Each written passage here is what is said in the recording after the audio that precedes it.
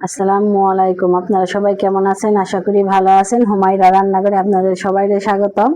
এখন নিয়ে আসছি, এই যে দেখতে পাচ্ছেন এখানে আছে আটা। আটা দিয়ে আজকে আমি বানাবো মুগলাই।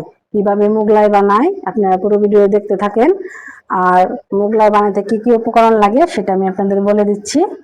এই যে দেখতে পাচ্ছেন এখানে নিয়েছি গাজর কুচি, কাঁচামরিচ, পেঁয়াজ। আমি নিয়েছি দুইটি ডিম দিয়ে আমার মুগলাই তৈরি হয়ে যাবে। দিয়ে দেব স্বাদ মতো লবণ, আর দিয়ে দেব অল্প করে 2 চামচ সাদা তেল। এখন সাদা তেল দিয়ে আমি ভালো করে মেখে নেব। এই পর্যায়ে মাখানোটা যে হয়ে গেছে, মোট করা যায় দেখতে পাচ্ছেন কতটা সুন্দর হয়েছে। এই পর্যায়ে আমি দিয়ে দেব অল্প অল্প করে গরম পানি। গরম পানি দিয়ে একটু নেড়ে চেড়ে নেব ভালো করে। এখন সুন্দর করে একটু মথে নেব।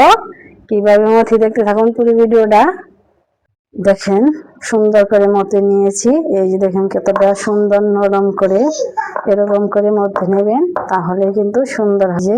এখন আমি বানিয়ে নেব। কিভাবে বানাই দেখতে থাকুন। যাই আমি এখন রুটির মতো বেলে নেব। এই পর্যায়ে ডিমটা আমি যে গুলি নিয়েছি পেঁয়াজ কাঁচামরিচ দিয়ে, এখন আমি দিয়ে দিব রুটির মধ্যে। এখানে রুটি বেলে নিয়েছি, এই রুটির মধ্যে ঢেলে দেব। এখন ঢেলে দিয়ে আমি ভালো করে মেখে নেব। উপর দিয়ে দিব গাজর কুচি।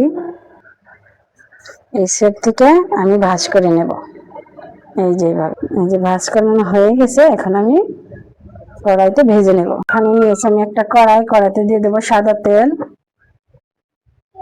তেলটা গরম হয়ে গেছে। এই পর্যায়ে আমি মুগলাইটা ছেড়ে দেবো। দেখতে পাচ্ছেন মুগলাইটা এখন আমি তেলে ছেড়ে দেব। এখন ভালো করে উল্টিয়ে পাল্টিয়ে ভেজে নেব। যে মুগলাইটা ভাজা হয়ে গেছে, যে দেখতে পাচ্ছেন কতটা সুন্দর হয়েছে। আমি উল্টিয়ে পাল্টিয়ে ভেজে নিয়েছি। এখন নামিয়ে নেব। আর এরকম করে সবগুলো ভাজা আমার হয়ে গেছে। এই দেখেন কতটা সুন্দর হয়েছে। এই যে পর্যায়ে মোগলাই গুলো হয়ে গেছে, দেখতে পাচ্ছেন কতটা সুন্দর হয়েছে, দোকানের মতো। খেতেও কিন্তু ততটাই মজার। এরকম করে বানিয়ে খেয়ে দেখবেন, খুবই ভালো লাগে খেতে। আমি এখন একটা আপনাদের কেটে দেখাচ্ছি কেমন হয়েছে। এই যে দেখতে পাচ্ছেন কি সুন্দর করে আমি কেটে নিয়ে আসছি। সস দিয়ে খেতে কিন্তু খুবই ভালো লাগে।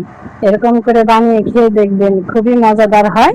আমি বাড়িতে থাকা উপকরণ দিয়েই কিন্তু সহজভাবে এই মোগলাই রেসিপিটা আপনাদের বানিয়ে দেখাচ্ছি।